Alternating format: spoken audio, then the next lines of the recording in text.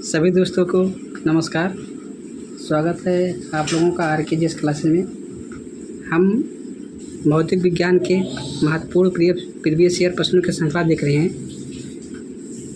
कल तक हमने चैप्टर 2 के जो मैकेनिक्स चैप्टर है इसके हमने लगभग 12 प्रश्न करा दिए थे। आज हम 13वें नंबर से शुरुआत करेंगे। तो आइए देखते हैं आज का पहला प्रश्न यानी चैप्टर नंबर 2 का।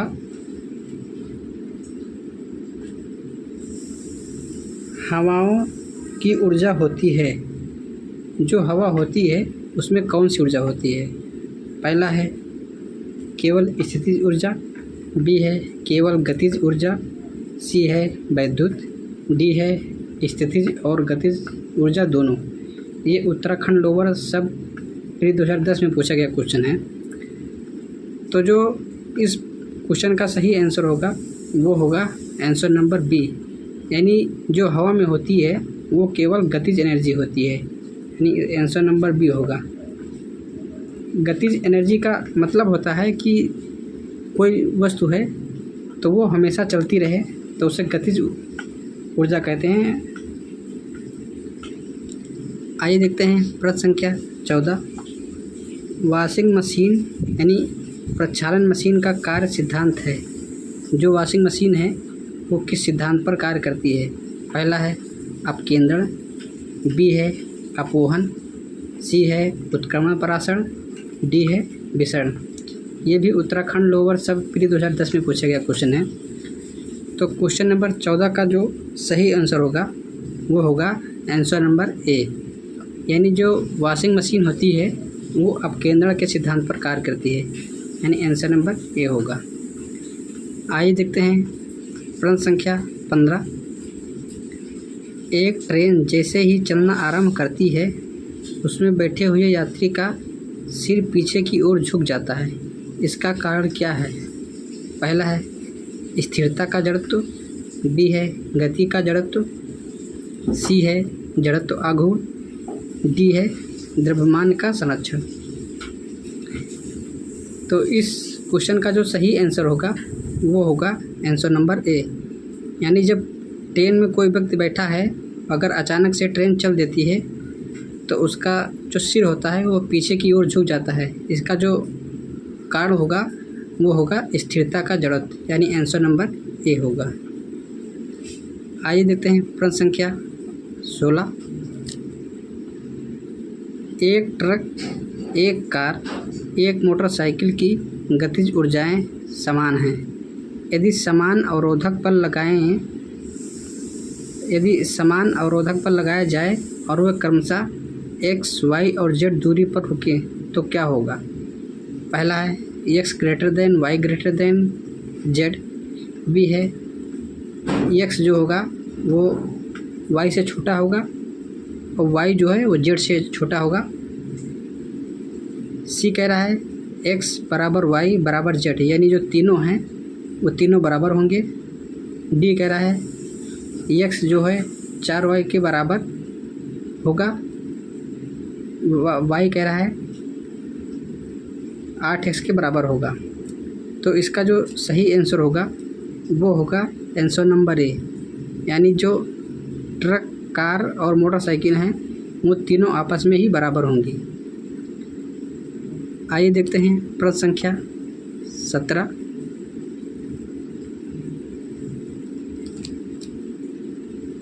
तेल से अंशतः भरा हुआ तेल का एक टैंकर समतल सड़क पर आगे की ओर एक समान त्वरण से जा रहा है। तेल का मुक्त पृष्ठ होगा, पहला है क्षैतिज बना रहेगा, बी है क्षैतिज से इस प्रकार आनत होगा कि पिछले सिरे पर कम गहराई होगी, सी कह रहा है क्षैतिज से इस प्रकार आनत होगा कि पिछले सिरे पर अधिक गहराई होगी, डी कह रहा है परवलयी वक्र का आकार होगा। तो 17 नंबर का जो सही आंसर होगा वो होगा आंसर नंबर डी, यानी जो तेल में अंशतः भरा हुआ जो टैंकर होगा वो परवलयी वक्र का आकार का ले लेगा। आइए देखते हैं प्रश्न संख्या 18। निम्न कथनों पर विचार कीजिए। पहला है, एक तीक्ष्ण वृत्ताकार पथ पर तीव्र गति से जाता हुआ 4 पहिए वाला वाहन।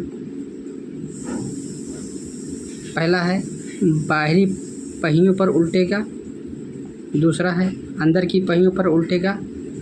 सी है, बाहर की तरफ फिसलेगा। और एक चौथा यानी डी है, अंदर की तरफ फिसलेगा। तो इसका जो सही आंसर होगा वो होगा 1 और 3, यानी आंसर नंबर 1 होगा। यानी जो अगर कोई तीक्ष्ण वृत्ताकार पथ पर जाता है तो उसका जो बाहरी पहिया होगा वो उल्टेगा, यानी बाहर की तरफ। आइए देखते हैं प्रश्न संख्या 19। त्वरण ज्ञात करने का सही सूत्र कौन सा है? यानी जो एक्सेलरेशन होता है उसे ज्ञात करने का जो सूत्र है वो क्या होगा? a बराबर v माइनस यू बटे टी, बी है a बराबर v प्लस यू टी, सी है a बराबर v प्लस यू बटे टी, डी है v प्लस यू बटे 2। तो 19 नंबर का जो सही आंसर होगा वो होगा आंसर नंबर ए। यानी जो त्वरण ज्ञात करने का सूत्र होगा वो होगा a बराबर v माइनस यू बटे टी, जहाँ a जो है एक त्वरण होगा और जो b होगी वो होगी वस्तु की अंतिम वेग और u होगा वो वस्तु का प्रारंभिक वेग, जबकि जो t बराबर है वो दिया हुआ है t समय अंतराल को दर्शाता है। तो इस तरह इस प्रश्न का जो सही आंसर होगा वो होगा आंसर नंबर ए। आइए देखते हैं प्रश्न संख्या 20। न्यूटन का पहला गति नियम संकल्पना देता है। यानी जो न्यूटन का पहला नियम है वो किस नियम पर आधारित है? पहला है ऊर्जा की, बी है कार्य की, सी है संवेग की, डी है जड़त्व की। तो न्यूटन का जो पहला नियम आधारित होता है वो है जड़त्व के नियम पर आधारित। यानी इसका जो सही आंसर होगा वो होगा आंसर नंबर ए।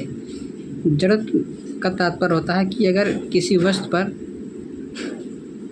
अगर बाह्य बल लगाते हैं तो वह हमेशा अपना विरोध करेगा, यानी जो बाह्य बल है उसका विरोध करेगा। यानी इसका कहने का मतलब ये है कि जो जड़त्व होता है वो हमेशा परिवर्तन का विरोध करता है, और अगर जिसका द्रव्यमान अधिक होगा तो वो भारी वस्तु, यानी जितने भी भारी वस्तु हैं उनका द्रव्यमान अधिक होता है, जबकि जितनी भी हल्की वस्तु हैं उनका द्रव्यमान कम होता है। आइए देखते हैं प्रश्न संख्या 21, आज का आखिरी प्रश्न जो SSC MTS 2014 में पूछा गया क्वेश्चन है। राकेट किस सिद्धांत पर कार्य करता है? पहला है न्यूटन का तृतीय नियम, बी है न्यूटन का प्रथम नियम, सी है न्यूटन का द्वितीय नियम, डी है आर्किमिडीज का सिद्धांत। तो 21 नंबर का जो सही आंसर होगा वो होगा आंसर नंबर ए। यानी जो रॉकेट है वो न्यूटन के तृतीय नियम पर कार्य करता है, यानी आंसर नंबर ए होगा। न्यूटन का तृतीय नियम ये कहता है कि किसी क्रिया के प्रति प्रतिक्रिया जो बल होता है वो दोनों एक दूसरे के विपरीत होते हैं। तो आज के लिए इतना ही, कल एक और नए वीडियो में मिलेंगे। तब तक के लिए नमस्कार, जय हिंद, वंदे मातरम।